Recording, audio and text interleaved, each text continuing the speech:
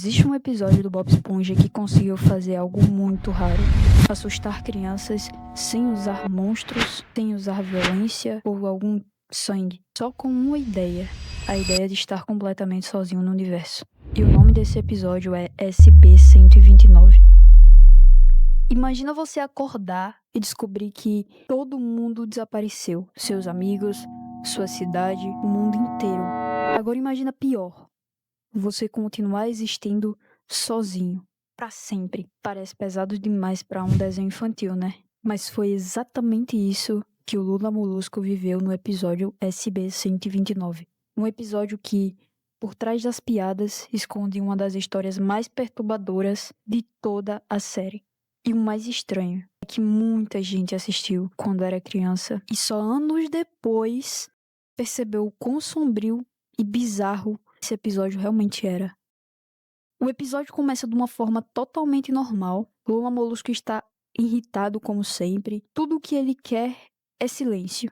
Mas, como sempre, né? Bob Esponja e Patrick estão fazendo barulho sem parar. Então, tentando fugir deles, Lula Molusco entra num freezer do Siri Cascudo e, sem perceber, ele fica preso lá dentro.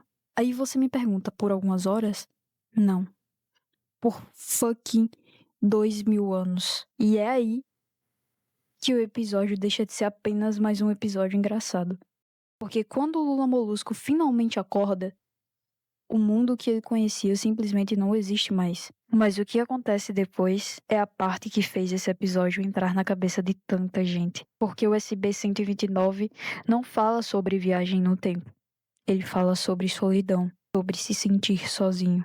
Tentando voltar ao presente, Lula Molusco entra em uma máquina do tempo que só dá errado. Muito errado. Em vez de voltar, ele vai parar no passado. E a série começa a mostrar versões primitivas da fenda do biquíni. Criaturas estranhas, ambientes vazios, tudo silêncio de novo. Mas o mais genial de SB-129 é que o episódio nunca explica totalmente as coisas. Ele deixa você desconfortável sozinho. E isso faz tudo parecer mais assustador, porque o verdadeiro medo não está no que aparece, está no desconhecido. Só que existe uma cena específica que muita gente considera uma das cenas mais perturbadoras da história inteira do desenho. E honestamente, eu acho ela estranha até hoje. Depois de errar várias vezes na máquina do tempo, Lula Molusco acaba indo parar em um futuro extremamente avançado. E é aí que aparecem aquelas criaturas cromadas, com vozes calmas e sorrisos estranhos. Elas começam a dizer: tudo é cromado no futuro. E por algum motivo, essa cena parece ter saído de um sonho muito bizarro. Ou pior, de um pesadelo. Porque tudo naquele lugar parece artificial demais, perfeito demais, sem emoção nenhuma. E Lula percebe que não pertence ali. Ele tenta fugir, mas continua preso em diferentes linhas do tempo. E aos poucos, o episódio vai ficando cada vez mais existencial. O momento que Lula Molusco perde completamente a noção da realidade. Depois de viajar tantas vezes, Lula Molusco acaba entrando em um vazio absoluto. Literalmente um espaço branco infinito. Sem chão, sem céu, sem som, nada. E ele começa a enlouquecer. Ele canta sozinho, conversa consigo mesmo, cria jogos imaginários, até perceber uma verdade horrível.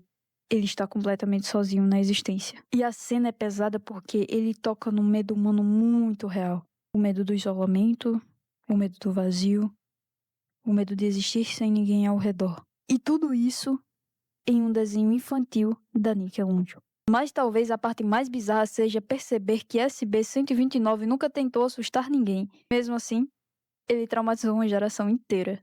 Hoje, reassistindo novamente, fica claro que SB-129 é muito mais profundo do que parece. E muito mais profundo do que a fenda do biquíni também. Porque por trás das piadas, o episódio fala sobre tempo, fala sobre solidão, existência e o medo de desaparecer. E talvez seja exatamente isso que torna ele tão memorável. Não era um episódio com monstros. O verdadeiro terror era a ideia de estar sozinho para sempre. E honestamente, talvez seja muito mais assustador do que qualquer criatura que o desenho poderia mostrar. Mas agora eu quero saber de você.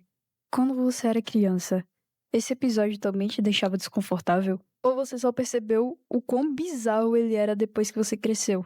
Comenta aqui embaixo, porque eu quero ler todas as teorias. Então é isso. Até a próxima.